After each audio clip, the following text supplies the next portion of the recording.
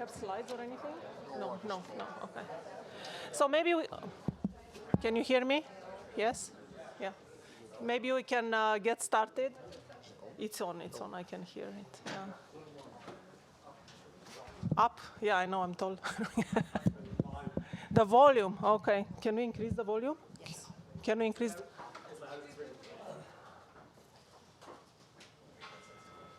Hello, hello, can you hear me now?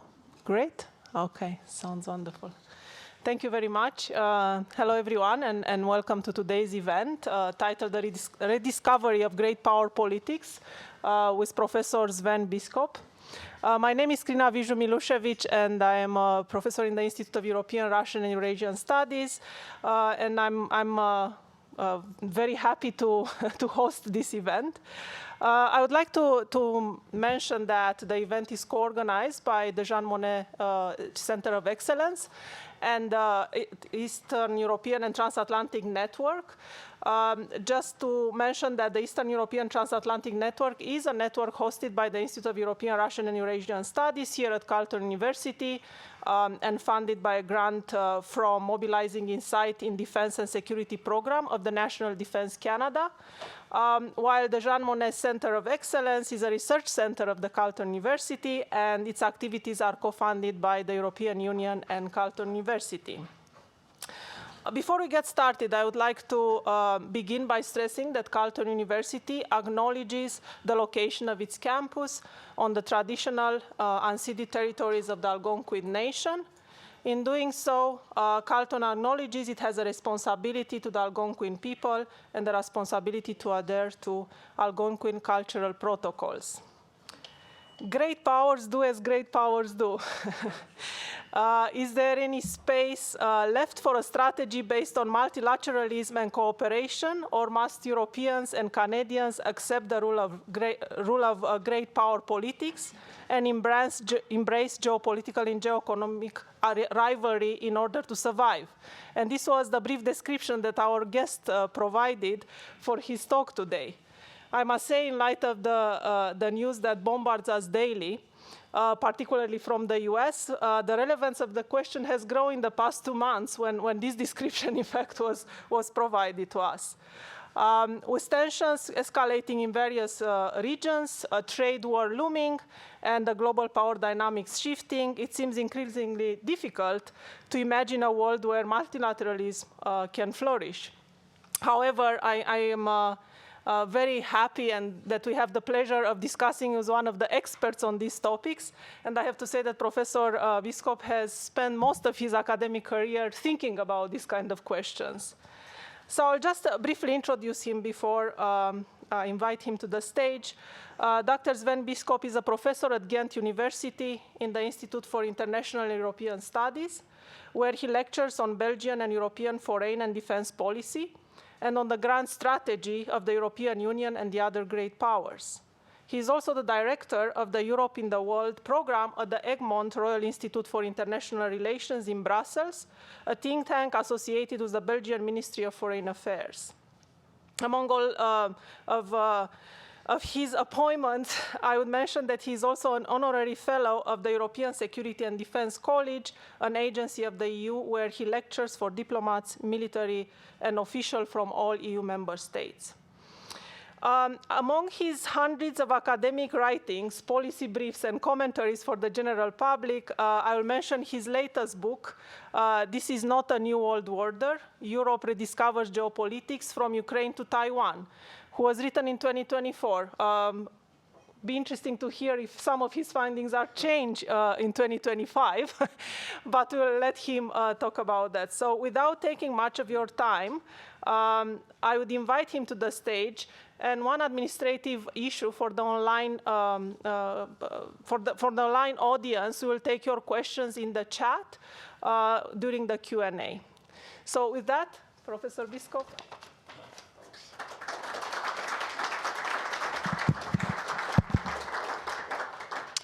Thank you very much for the introduction. Thank you for having me back at Carleton. Over the years, I've been here a few times, and the first time, I think by now, is about 20 years ago when I spent 2 or 3 weeks here for a summer course, teaching half of a summer course. It's always nice to be back in Canada, visiting many friends also. There was a time when Europeans thought that, yeah, when it came to the worst, Canada would also be a place where they could escape to. Maybe these days it's more the opposite, sadly, I would say. And I mean, how to say, I think all of the defense community in Brussels is quite in shock. But I don't think the shock is quite as severe, I imagine, as the shock that people in Canada are experiencing. Because we have a feeling of being abandoned. I assume you have a feeling of being targeted, which is even worse. Nevertheless, I'll give my talk. It's not the most optimistic of talks, probably, but it's also not an alarmist talk. I'll start from Trump, of course. There is no other way. And then I make 4 points on what it means for, first of all, the Ukraine policy, secondly, for the European defense architecture, for European decision-making, and then finally for multilateralism, great power politics more broadly. So to start from Trump, I think really we must make big assumptions and avoid incremental decision-making, avoid being stuck in a sort of reactive mode. I understand the temptation is there, especially if you work for one of the institutions. Not so long ago, I sat in a panel with a guy from NATO international staff, and he said, yeah, the NATO summit in The Hague in June will all be about damage control. And I was thinking, but the damage is done. It's too late for damage control. If that's the mode, then we will lose out. Really, we have to make big assumptions. As they say, prepare for the worst and hope for the best. My assumptions are the following. 1, Trump has sided and will remain on the side of Putin. 2, after 4 years of Trump, we will get 8 years of Vance. 3, if in that period we have a conventional war with Russia, we will be on our own. Those are not predictions. Those are planning assumptions. That if I were a decision maker, that is what I would base my strategy on. If it turns out better, yes, please. But I don't think we can count on that. So that's my starting point. And then if you start from there, I go to my four points. First of all, for Ukraine, which is, if you want, the issue at hand, of course, for European policymakers. Trump has created several fait accompli. He and his administration came to Europe and said, we're going to negotiate directly with Putin. You're not invited. Even Ukraine itself is not invited. And even before we start, we give a freebie to Putin. Ukraine cannot join NATO. If I get an agreement, then you Europeans will have to provide the security guarantee with boots on the ground. No, that's not unlogical. Ukraine will join the EU, not the US. But then it was said, and that's the most radical part, if those troops that you deploy get into conflict with Russia, you're on your own. NATO's Article 5 does not apply, which meant basically the US breaking transatlantic solidarity. But the Europeans, in my view, have reacted quite well through the EU and also through the coalition of the willing, which includes Canada. On the one hand, we have said through the EU, well, we will continue with the EU accession process for Ukraine. The US can veto NATO accession. There's nothing we can do about it, but we can carry on with the EU process. And the EU has also said, we will decide whether and under which circumstances we phase out our sanctions against Russia. As we have already proved, because after the supposed maritime ceasefire, to which Russia then added additional obligations, asking for an end to financial sanctions, the EU said no, we're just not going to do that, and we haven't. Then the coalition of the willing added to that we will continue to arm Ukraine. Now, because let's not forget, the fighting is going on. We do not want Ukraine to lose even more territory before a potential ceasefire, but also after a ceasefire. So there will be no talk of demilitarizing Ukraine. And we are ready to provide a security guarantee with troops on the ground, what by now is commonly called a reassurance force. Britain and France are in the lead for that, not by coincidence, the 2 European nuclear powers. My own country, Belgium, has also committed. The Netherlands Sweden, the Baltic states, but I would say we need a couple more. Certainly Poland and Germany, in my view, have to be militarily part of this security guarantee. So those are 4 facts that Trump cannot negotiate away because he does not control them. We control them. And I think in doing so, the Europeans have bought themselves a seat at the negotiation table, de facto, even though physically we're not there, because Trump and Putin cannot just negotiate around this as long as the Europeans, in very close consultation with Ukraine, contrary to the Trump administration, stick to these facts. Now, of course, this entails a risk of war with Russia, that is clear. If there is a ceasefire and these troops are deployed, undoubtedly the Russians will test them, probably through hybrid attacks. But my argument is that whatever we now do or don't do, the risk of war henceforth exists. If we would say, well, it's becoming very risky now, and it is risky, I understand the temptation, let's abandon Ukraine. If we give that perception, then we lose Moldova and Georgia. And if we lose Moldova and Georgia, we lose access to the resources of the Caucasus, but we also lose our connection with Central Asia. And all our eastern flank might end up becoming a Russian sphere of influence. And if we really give the impression, we Europeans, that we are totally intimidated, then we might just provoke Russian aggression against ourselves. Because I do think that in Putin's mind, also the Baltic states actually ought to be reunited or dominated by Russia. So we really have no interest in retrenchment, I think.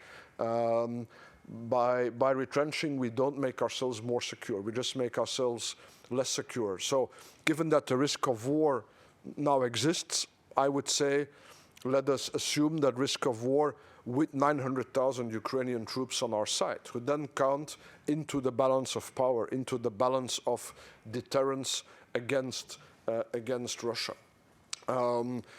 Otherwise, against the background also of the Trump administration very explicitly saying that they might not actually defend all allies, we are really inviting aggression against ourselves. Now, the argument is sometimes made, is there a problem? You know, why does Europe need to invest more in its defense? If even Ukraine can stop Russia, what's the issue? And I say, okay, but look at the price that Ukraine has paid. Yes, they have stopped the Russians, but they've lost a fifth of their territory. They have 800,000 killed and wounded, and 90% of the government budget is being spent on the war effort. I mean, if that's an acceptable price, then okay, then we can defeat Russia, all Europeans united today, but at the price of Finland, Poland, and the Baltic states, and hundreds of thousands of casualties. I would like to win at a slightly cheaper price. And so the fact remains that we must increase our defense effort, all the Europeans united.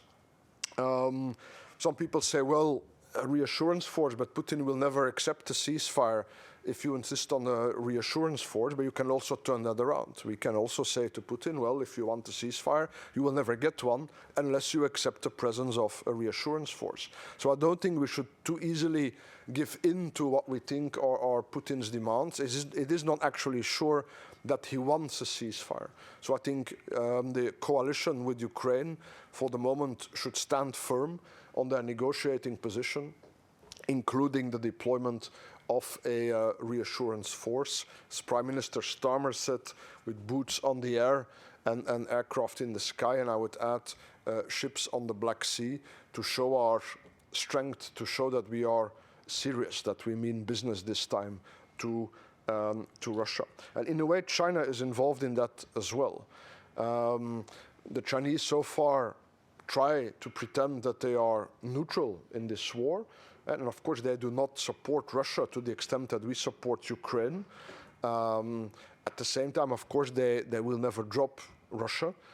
But my message to all the Chinese that I meet is that if there is a ceasefire and Europeans give us a security guarantee, that they better make sure that the Russians do not violate the ceasefire. Because if they do, there will not be a third or depending on how you count, the second Russian-Ukrainian war, there will be a Russian-European war. And in the Russian-European war, China will not be able to pretend to be neutral. Then they will have to choose firmly. Either they cut all ties with Europe, or they cut ties with Russia. And they want to, of course, to avoid that choice. So they have a very firm interest in making sure that Russia respects a ceasefire if, of course, again, if we actually have a ceasefire. And perhaps what we could do, if there is a ceasefire, is to bring it to the Security Council and let the permanent members of the Security Council confirm it, precisely to make it clear to Russia that their partners in Beijing would also want them to respect that. That was my first point. The second point is, what does it mean for the European security architecture, for our defense effort? Actually, in the second half of last year, the debate in Brussels about defense had really shifted. It was 25 years since the creation of the EU's common security and defense policy, of which I have always been an enthusiastic supporter. But after 25 years, even I had to concede, well, if it hasn't worked now, it's not going to work ever. And here is the paradox. It doesn't work because fundamentally, European governments do not trust a scheme for the harmonization of defense planning that does not include the United States. But the reason why we need a scheme is precisely because the United States may not come. That's the paradox. Because what is the problem? That all the armed forces of the Europeans added up together do not make for a coherent and complete set of forces. There are the strategic enablers that only the Americans bring.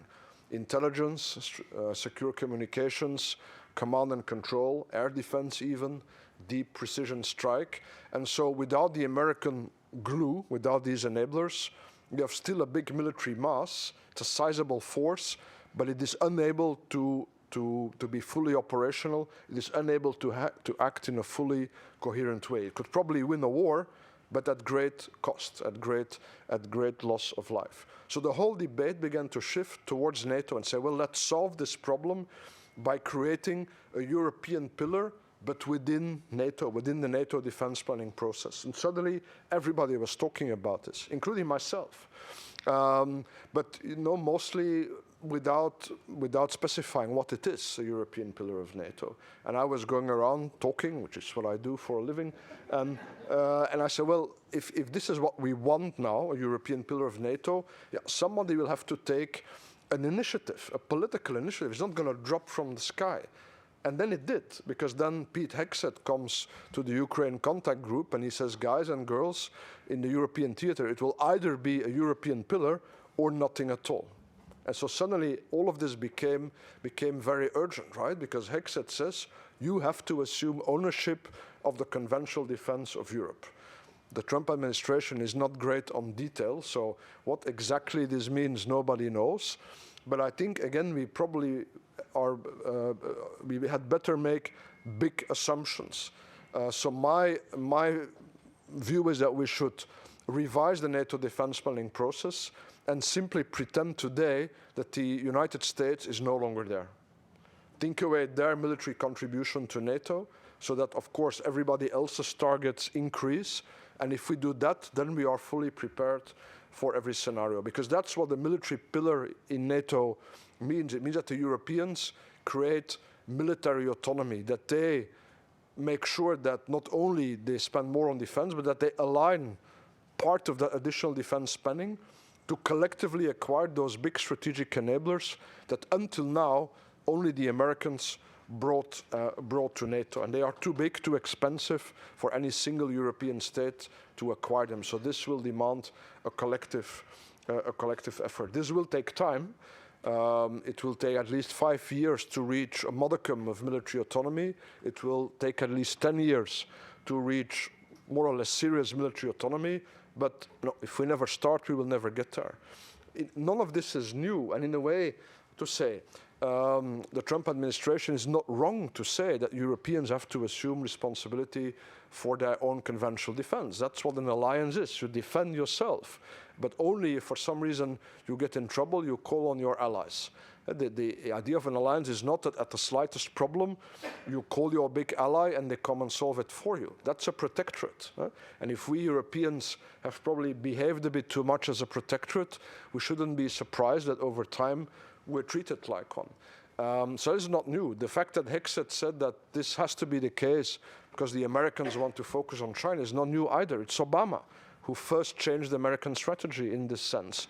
And all presidents since Obama have followed the same line. But of course, the way the Trump administration is doing this, against the background of negotiating directly with Putin and of saying that they may not defend all the allies, this is doing this in a very dangerous way, right?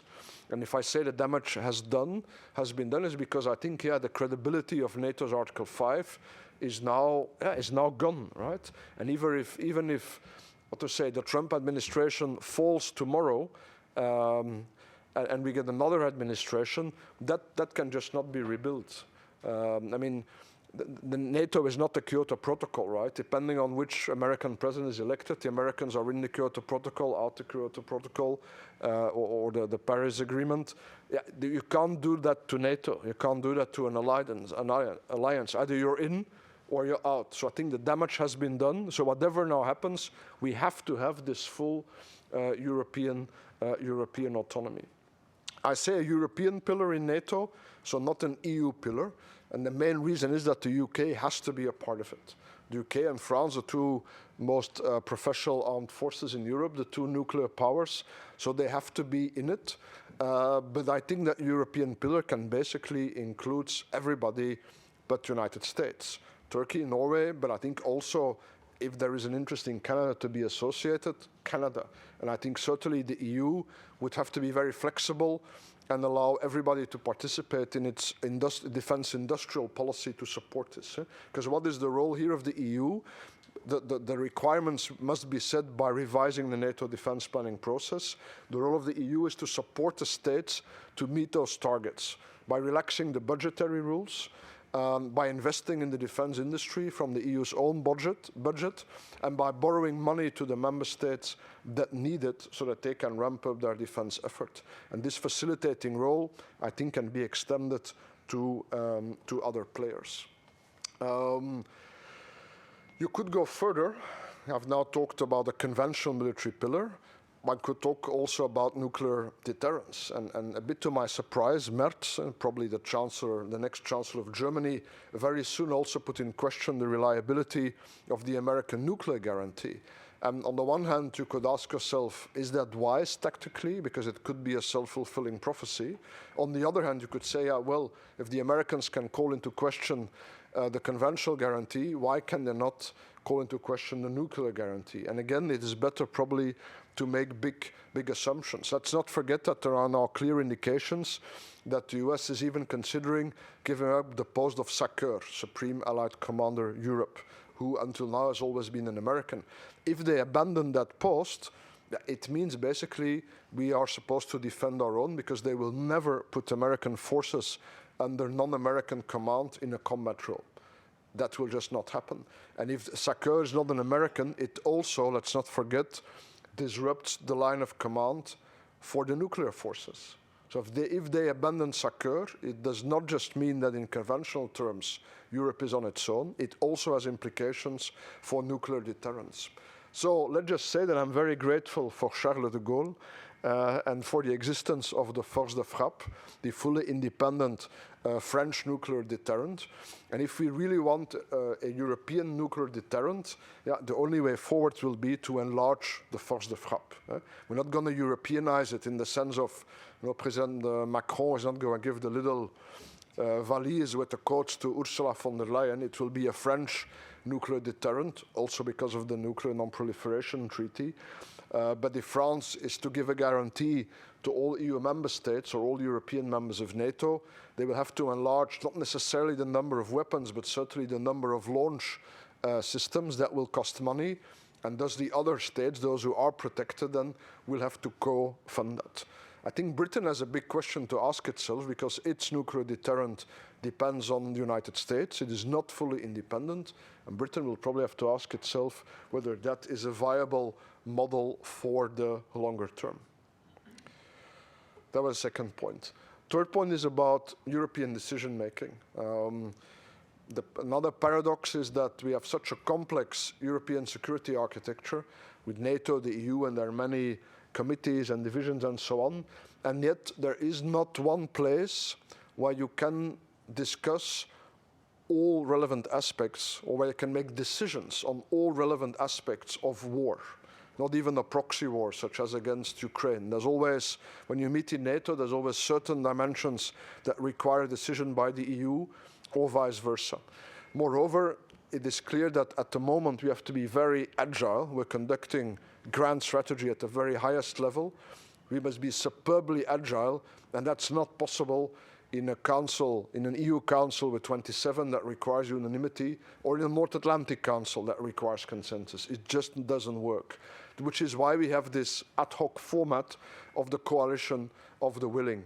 And I think we will have to rely on this format for a couple of years before we eventually manage to reform our institutions.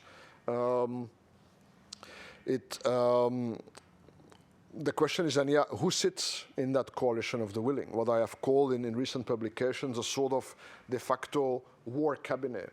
The core are France and the UK, and because the UK is there, it's also apparent that this coalition of the willing straddles both the EU and NATO.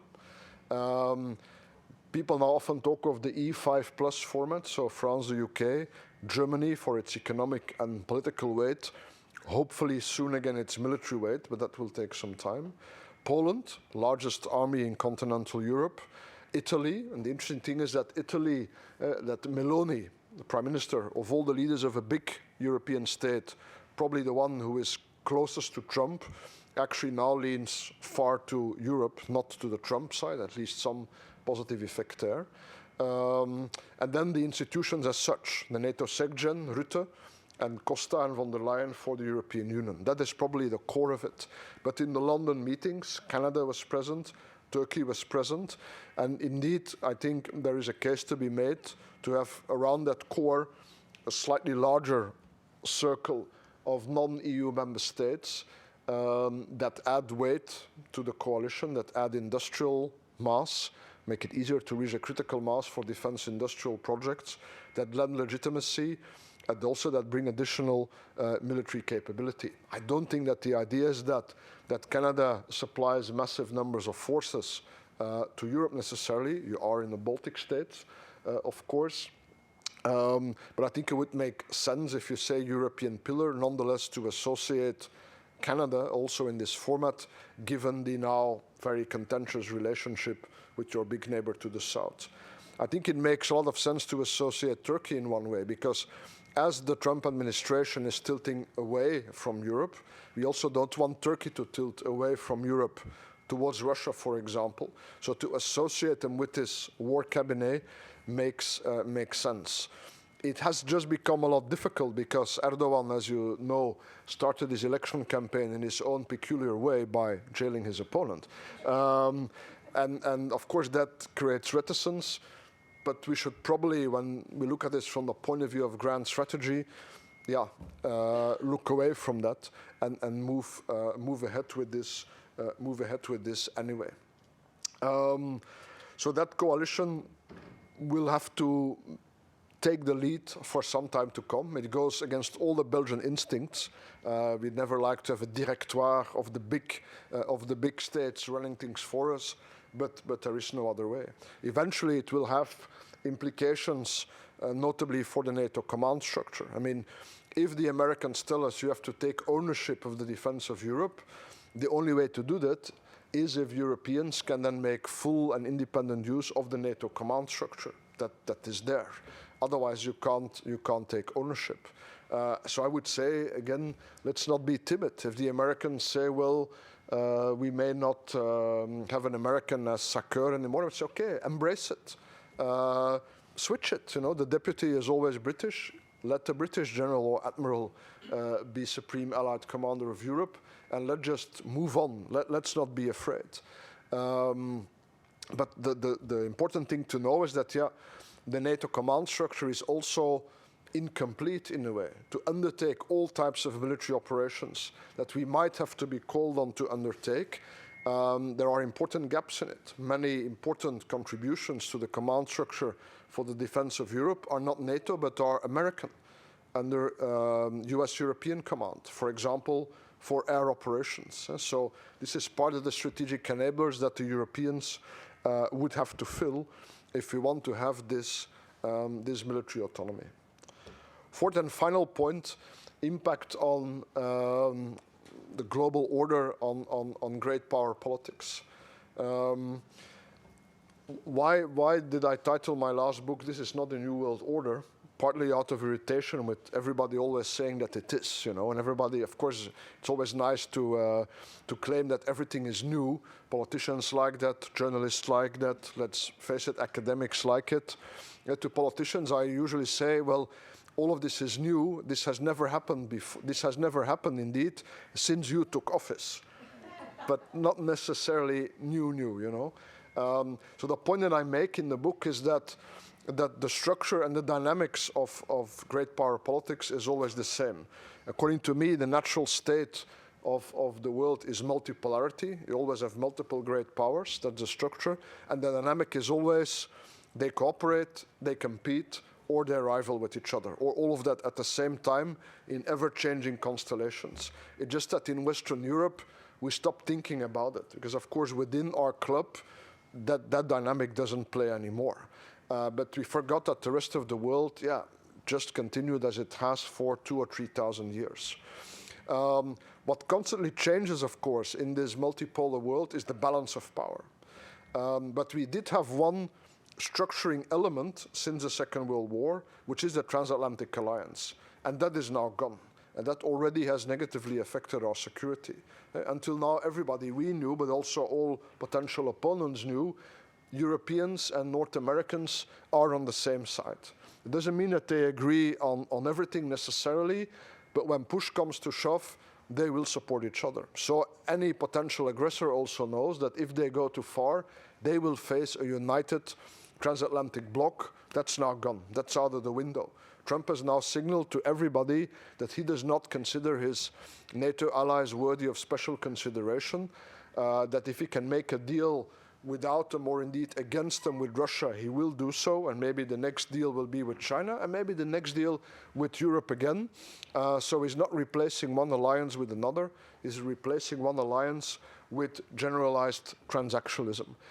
So this has made everything a lot more volatile, and it may also embolden our adversaries if they think that the United States will no longer necessarily back up its allies. So our security situation has already much deteriorated. What does that mean?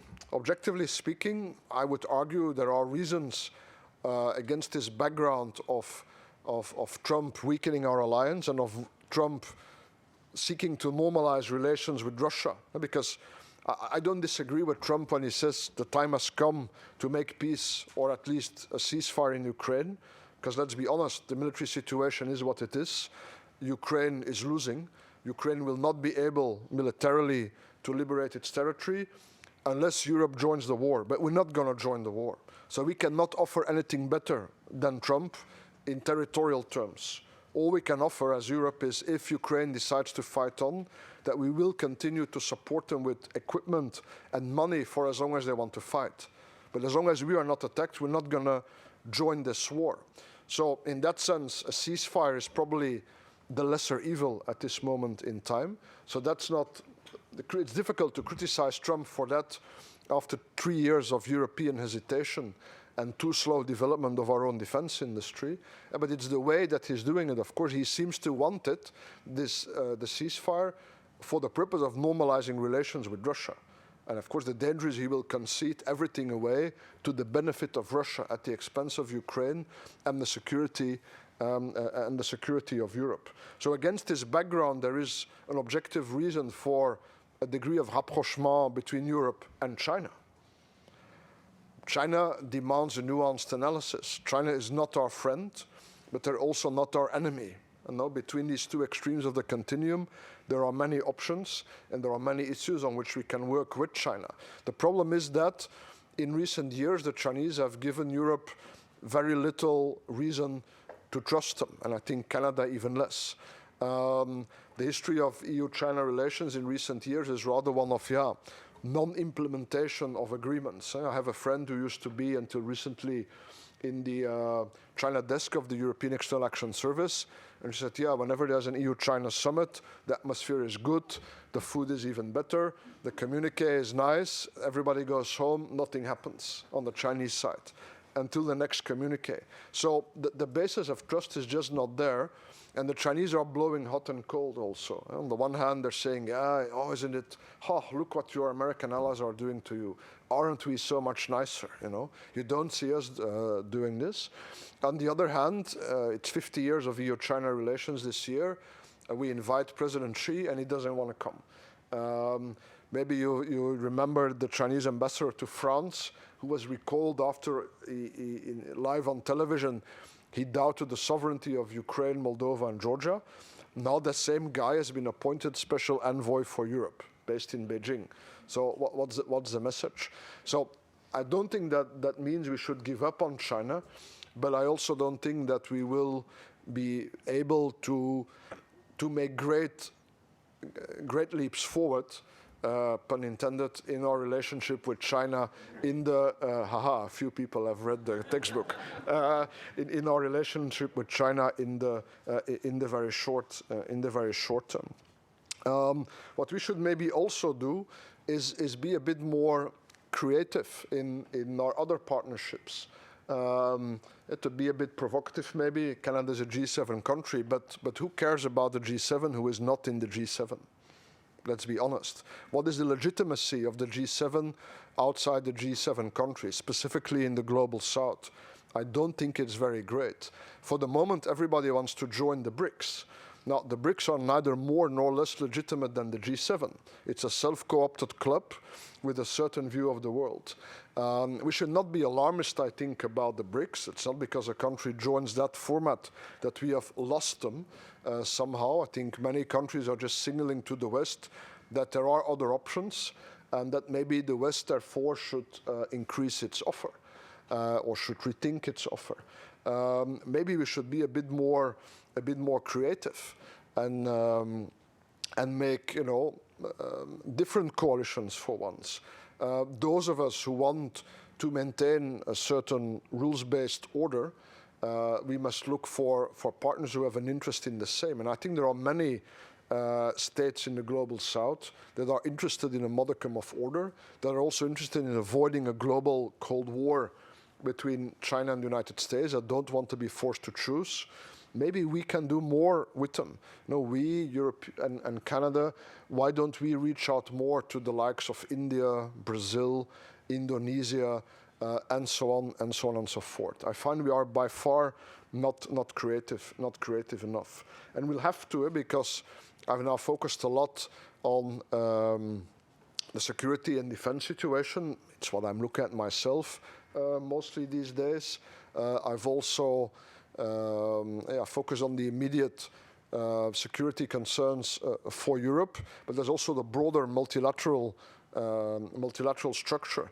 Because what is also a normal part of the multipolar world, because this constant dynamic of competition, cooperation, rivalry, it's inherently full of tensions. We can't do away with those tensions, but you can try to control them by agreeing about rules, either directly between the great powers, sort of concert of Europe style in the 19th century, or by creating multilateral arrangements. The League of Nations after the First World War, the United Nations since the Second World War. But now we see the United States actively retreating, or even at the same time undermining key parts of that multilateral architecture. What does that mean? And I need to do a lot more thinking myself here, but is the multilateral architecture viable without the United States? Because in terms of great powers, we have done. Russia, well, they're not, for the moment, not exactly upholding the rules. So it basically leaves the EU represented the Security Council through France and some temporary members, and China. And then some of the other, let's say, middle powers, including Canada. Is that sufficient to uphold the system, or is it not? Not just in political military terms, but also the whole financial and economic architecture. Is that possible or not? And to say, I don't want to end on a pessimistic note, but it's tricky these days not to end on a pessimistic note. But there's a reception afterwards. That's the optimistic note. And I hope that as a speaker I can get more than one drink. Hint. But I mean, the last time states opted for a generalized tariff war, and states thought that they could solve problems of the international economy strictly through national decision-making, yeah, it ended in the Second World War, a real war.